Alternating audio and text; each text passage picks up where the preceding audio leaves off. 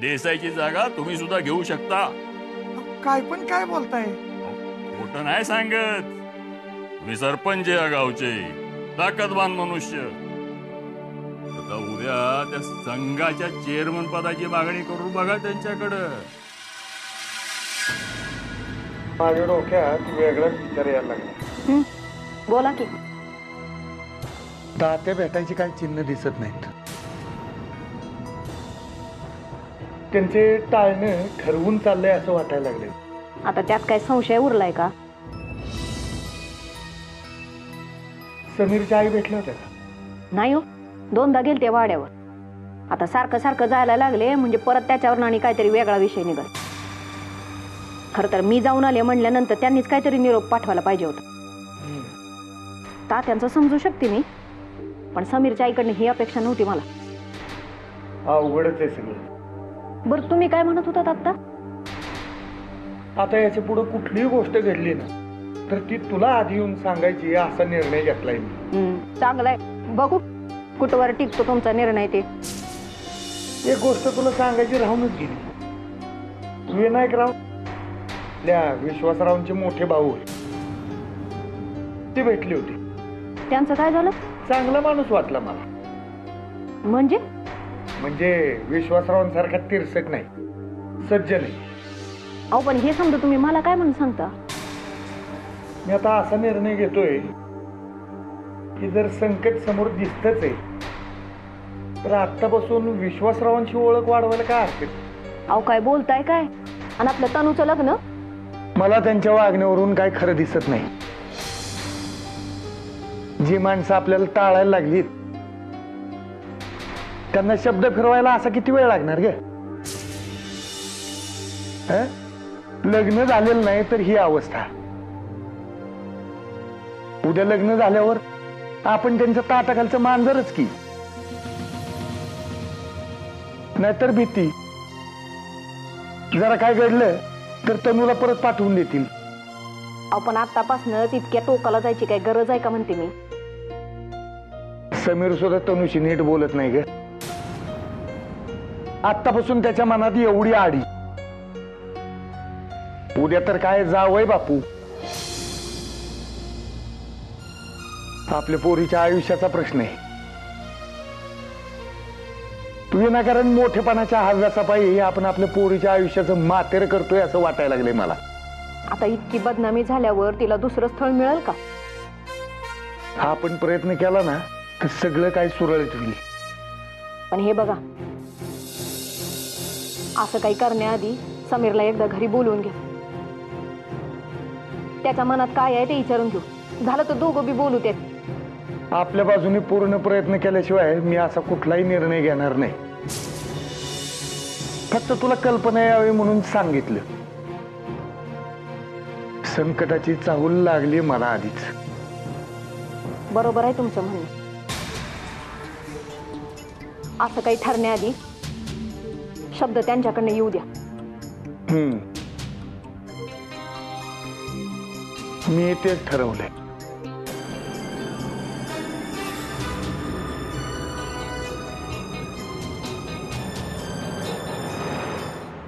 हो हो हो, सर्वे नंबर 2 मधला.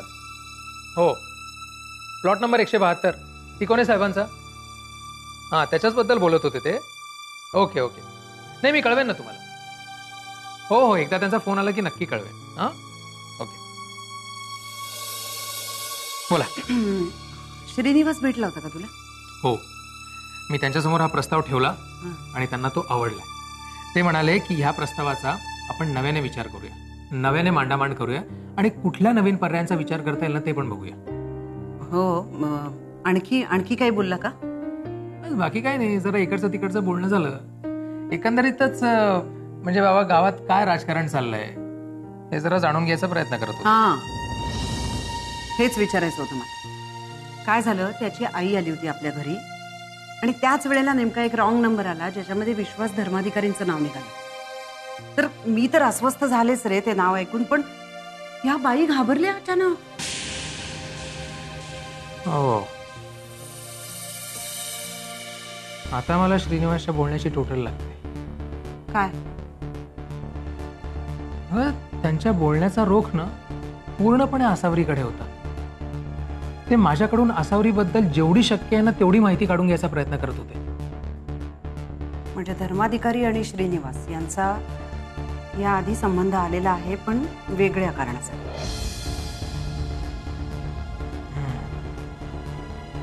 म्हणजे कदाचित आसावरी आणि श्रीनिवास. कदाचित प्रसाद, तू कुठे बोलू नकोस या बाबतीत. तू आणि मी मिळून या प्रकरणाचा छडा लावूया. मला वाटतं या प्रकल्पासाठी कामाचं काहीतरी सापडेल आपल्याला यातनं. आणि धर्माधिकारींना गप्प करता येईल.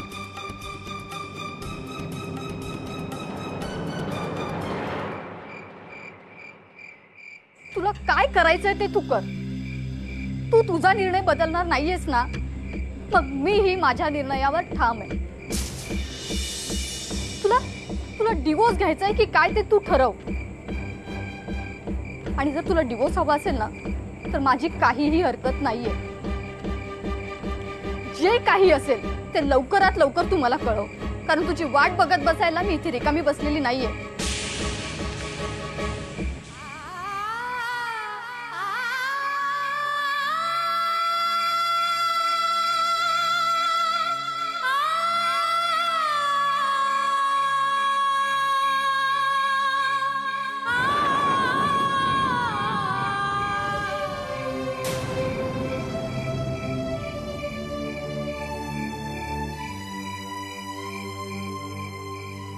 तुम्ही माझं फोनवरचं बोलणं ऐकत होतात? नाही, ऐकलं नाही.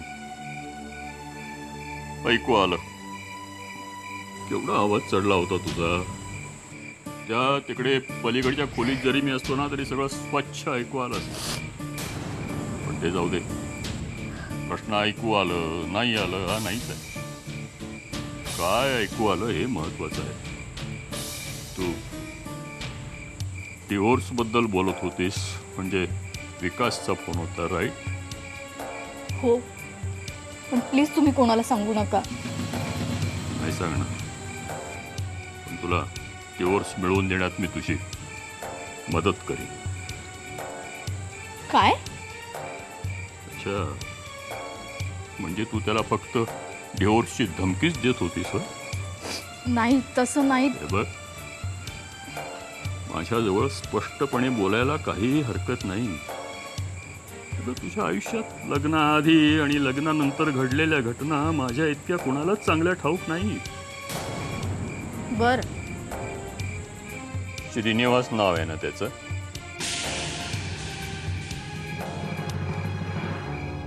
आई, अगं तुला किती वेळा सांगू, माझं आसावरीवर प्रेम आहे आणि मी तिची आयुष्यभर वाट बघणार आहे.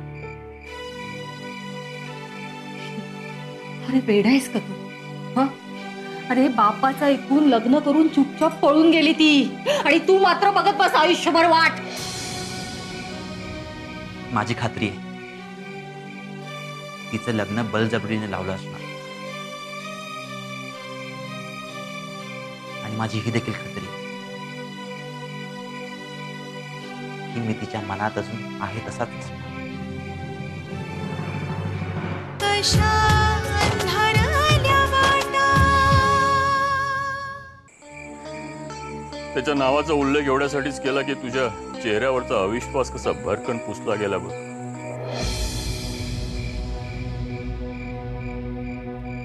आता घटस्फोटाच्या विषयाला आपण हात घालूया. बरंच सविस्तर बोलायचंय तुझ्याशी. मला सांग, विकासचा फोन होता ना? त्याला डिवोर्स हवाय का तुला? दोघांनाही. उत्तम. मग फारशी अडचण येणार नाही. कधी येतोय तो भारतात? पुढच्या आठवड्यात. तू काळजी करू नकोस, सगळी व्यवस्था मी करीन. पण आमच्या डिवोर्स मध्ये तुम्हाला काय एवढा इंटरेस्ट?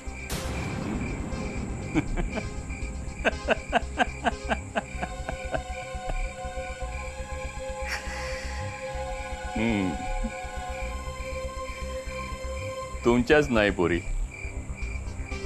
प्रत्येक माणसाच्या आयुष्यात हा इंटरेस्टिंग विषय आहे. प्रत्येक माणसाला कधी ना कधी आत्महत्या करावीशी वाटते. तसंच प्रत्येक विवाहित जोडप्याच्या मनात कधी ना कधीतरी डिवोर्सचा विचार येतो. आता तुमचा डिवोर्सचा विचार नक्की झालाय तर तुम्हाला मदत करणं हे माझं कर्तव्य आहे. कारण जिथं प्रेम संपलंय ना, ती नाती टिकवण्यात काही अर्थ नसतो. पण मला तुमच्या मदतीची गरज नाहीये. लागेल पोरी, लागेल. इतकं सोपं नाहीये.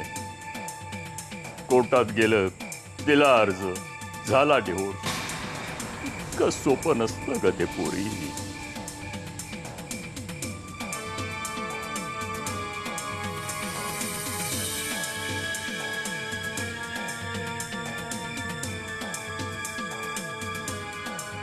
मला एका प्रश्नाचं उत्तर हवंय तुझ्याकडून. डिवोर्स घेतल्यानंतर तू निश्चित काय करणार आहेस? माहित नाही. पण मला माहित आहे ना, तू श्रीनिवासचा पुन्हा शोध घेणार आणि मग तुमचं जुनं आणि खरं प्रेम पुन्हा एकत्र येणार. म्हणजे एक धाडसी मुलगी भूतकाळात शिरून भूतकाळ बदलून दाखवणार. तू हे जे काही बोलतोयस ना, ते कथा कवितातलं आहे. अरे, आणि कथा कविता पुस्तकातच चांगल्या वाटतात. फुलपाखरं हे कवितातच बऱ्या वाटतात रे. स्वयंपाकघरात याचा काहीच उपयोग होत नाही. आणि हेच आपलं आयुष्य असतं. मान्य केलं की तू तिच्या मनात अजूनही आहेस. मान्य केलं की ती तिच्या नवऱ्याबरोबर सुखी नाहीये. अरे पण राजू, तिचं लग्न झालंय हे तरी वास्तव आहे ना. प्लीज खिल्ली उडवू नका. किल्ली नाही उडवत, पण पुढे घडणाऱ्या घटना मी इथून तुला दाखवतोय. मी म्हणतो सारं शक्य आहे, पण एक अडचण आहे. समजा श्रीनिवास भेटला आणि त्याचं लग्न झालेलं असलं तर आणखीन एक डिवोर्सची केस फाईल करावी लागणार. बरीच मोठी प्रोसेस आहे. तयार आहेस या सगळ्याला? नाही, मी या सगळ्याचा विचारच नाही केलाय. निर्णय विचार करून घ्यायचा असतो बाळा. आता आणखीन एक विचार मी तुझ्या डोक्यात टाकतो. समजा श्रीनिवासचा आणि त्याच्या बायकोचा संसार उत्तम चाललेला असेल तर?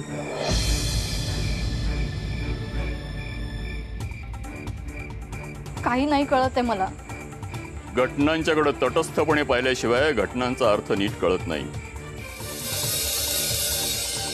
तुझ्या लग्नाच्या वेळच्या घटना तुला ठाऊक नाहीत, पण मला माहिती आहे. विश्वासनं श्रीनिवासनला समजावण्याचा खूप प्रयत्न केला. माझ्या मुलीचा नाद सोड, नाद सोड. पण श्रीनिवासनं ते ऐकलं नाही. मग विश्वासनं त्याला पैशाचं आमिष दाखवलं. पण श्रीनिवास त्यालाही बदला नाही.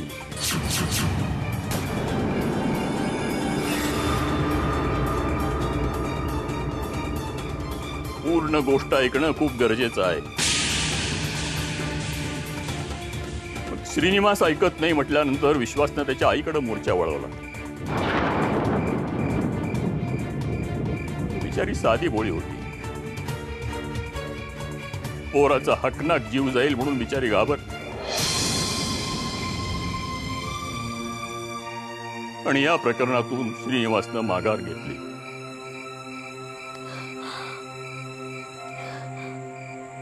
पप्पांनी गोष्ट इथंच संपत नाही.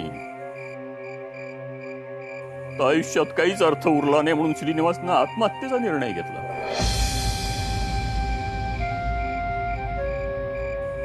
पण योगायोगानं मी तिथं त्यावेळी अवतरलो आणि त्याला आत्महत्येपासून परावृत्त केलं.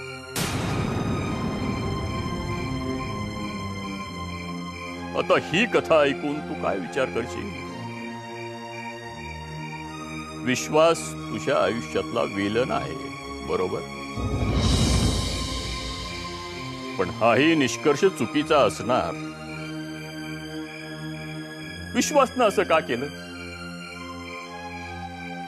कारण त्याचं त्याच्या मुलीवर अति प्रेम होतं. आपल्या मुलीला सुखात ठेवण्याची त्याची इच्छा होती म्हणून.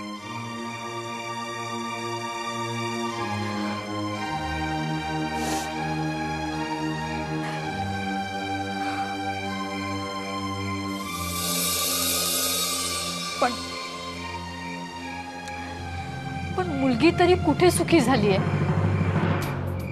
काहीही झालं तरी मी तिला स्वीकारायला तयार आहे. तुला ऐकून वाईट वाटेल कदाचित, पण मी खरं तेच बोलतो. तिला मूल जरी झालं तरी तिला मुलासकट स्वीकारायला मी तयार आहे. अरे तू हे काय बोलतोयस? तुझा वेडेपणा टोकाला गेलाय. म्हणून व्यावहारिक गोष्टी तुला कळत नाहीयेत का रे? तुला कसं समजावू मी?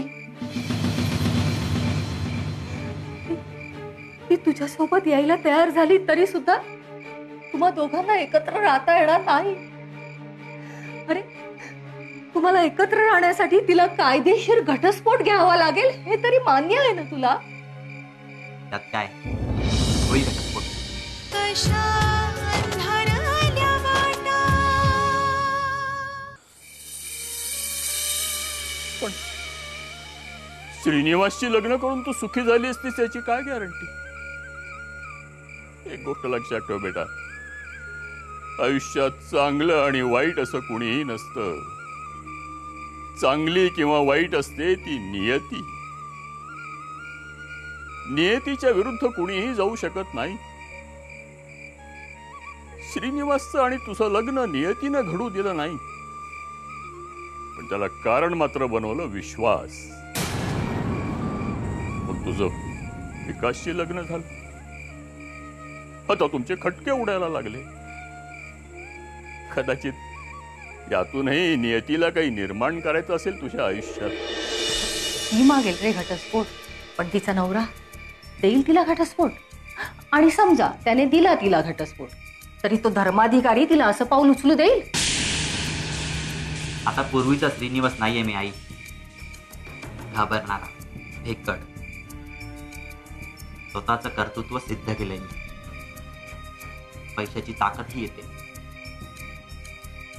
विश्वासराव धर्माधिकारींना पुरून उरू शकतो. श्री, बदला, टक्कर ह्या गोष्टी आपल्या नाहीत रे बाबा. हे करणारी माणसं वेगळीच असतात. त्यासाठी पिंडच खुंची असावा लागतो. श्री, आणि तू सालस आहेस रे. तू हे सगळं नाही करू शकत. एका आसावरीसाठी मी कुठल्याही थराला जाऊ शकतो. अरे कसं समजावू मी तुला? हा नाही, पण पण तू काही विचार केलास ना तरी रोज मी तुला समजवण्याचा प्रयत्न करणार. हो, ऐक श्री, मी आज तुझं विवाह संस्थेत नाव नोंदवून आले. आई तू कशाला लोकांना त्रास देतेस? आणि तू काहीही कर, मी हो म्हणणार नाही.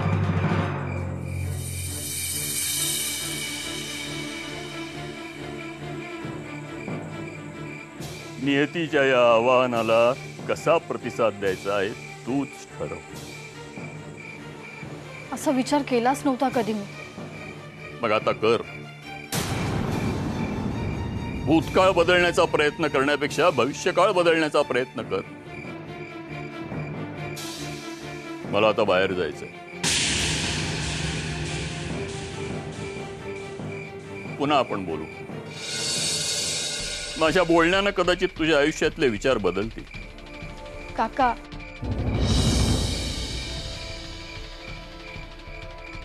I am sorry. मी तुम्हाला खूप वाईट माणूस समजत होते, पण तुम्ही तसे नाही आहात. तुम्ही खूप चांगले आहात.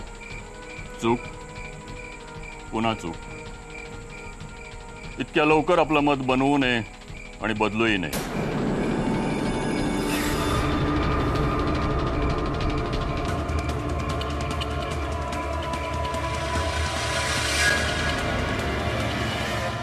तुझा फोन लागत नाहीये. त्यात घाबरण्यासारखं काय एवढं? कुठेतरी बाहेर गेली असेल. अहो, शर्मिलाला पण फोन केला, पण तिला पण माहित नाही ही पोरगी कुठे गेली. मग अंकिताला फोन केला, पण तिला सुद्धा नाही माहिती. मग मला काळजीच वाटायला लागली. दिवस पाहिलं तर हे असे, त्यात ही पोरगी कुठे गेली कुणास ठाऊक.